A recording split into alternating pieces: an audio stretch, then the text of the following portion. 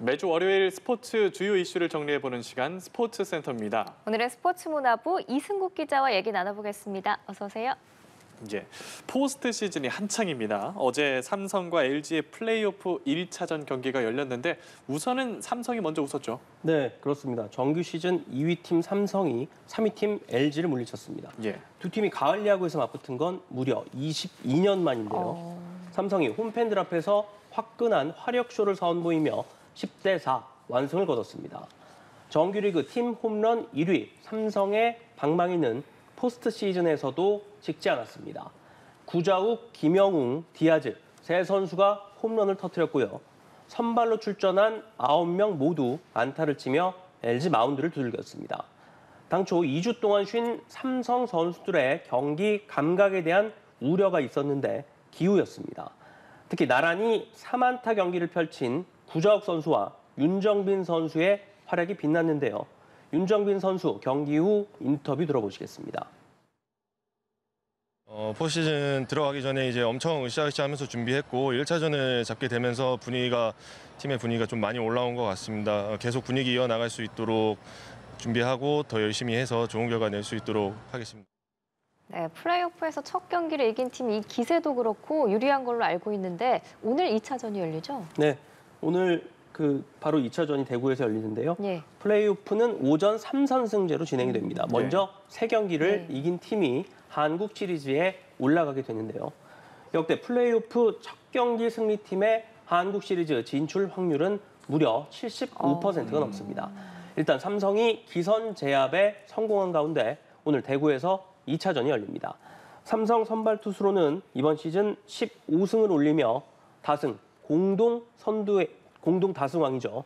공동 다승왕에 오른 원태인 선수가 나서고요. 이에 맞서는 LG 선발은 외국인 좌완 투수 디트릭 앤스입니다. 2차전에 임하는 양팀 감독 각오 들어보시겠습니다. 좀 제일 걱정이 이제 게임 감각이었는데 오늘 보니까 또 워낙 또 좋은 흐름의 경기를 했기 때문에 내일도 이 흐름을 계속 이어갈 수 있도록 준비 잘 시키겠습니다. 우리 선발 피차들이 얼마나 선발 싸움에서 이겨주느냐가 내일 또 가장 중요한 포커스가 될 것 같습니다. 내일 경기에서는 꼭 이길 수 있도록 최선을 다해서 열심히 노력하겠습니다. 올해 야구 인기가 굉장히 대단한데 이번 포스트 시즌에서도 그 인기가 실감이 되거든요. 이번에 매진 행진이 계속해서 이어지고 있죠. 네, 그렇습니다. 대구 삼성 라이온즈 파크에서 열린 어제 플레이오프 1차전 역시 만원 관중이 들어찼습니다. 올해 포스트 시즌 첫 경기인 두산과 KT의 와일드카드 결정전 1차전부터 어제 경기까지 벌써 8경기 모두 매진인데요. 지난해 포스트 시즌까지 범위를 넓혀보면 13경기 연속 매진이 이어지고 있습니다. 사상 처음으로 1000만 관중을 돌파한 프로야구 열풍이 가을 야구에서도 계속되는 모습입니다. 네, 이번에는 메이저리그에서 활약 중인 김하성 선수 얘기도 해보겠습니다. 부상당했었잖아요, 어깨. 근데 이제 수술을 하게 됐나 봐요? 네네. 지난 8월 슬라이딩을 하다 오른쪽 어깨를 다쳤던 김하성 선수 결국 수술대에 올랐습니다. 지난 11일 스포츠 분야 수술 권위자인 닐 엘라트라체 박사 집도로 찢어진 어깨 관절순을 봉합하는 수술을 마쳤습니다. 엘라트라체 박사는 류현진 선수와 이정우 선수의 수술을 집도하기도 했는데요. 김하성 선수의 수술은 잘 마무리된 것으로 알려졌습니다. 이제 관심이 가는 건 복귀 시점인데요. 미국 언론에서는 김하성 선수가 내년 4월 중순이나 5월 초쯤 복귀할 것으로 내다보고 있습니다. 정규 시즌 시작 뒤에나 돌아올 수 있다는 건데요. 올 시즌을 끝으로 FA 자격을 얻는 김하성 선수 입장에서는 여러모로 아쉬울 수밖에 없는 부상입니다. 최근 슈퍼 에이전트로 불리는 스캇 보라스를 선임하기도 한 김하성 선수. 부상에도 불구하고 이른바 대박 계약을 맺을 수 있을지 주목됩니다. 다치면 참 서럽거든요. 명의를 만났으니까 빠른 회복하기를 바라면서 이제 축구 얘기로 넘어가 보겠습니다. 월드컵 아시아 지역 예선을 치르고 있는 우리 대표팀이 이라크전을 앞두고 공개 훈련을 했네요. 네, 홍명보 감독이 이끄는 우리 축구 대표팀 어제 훈련 앞부분을 취재진에 공개를 했습니다. 선수들은 밝은 표정으로 가볍게 몸을 푼 뒤 패스를 주고받으며 호흡을 맞췄는데요.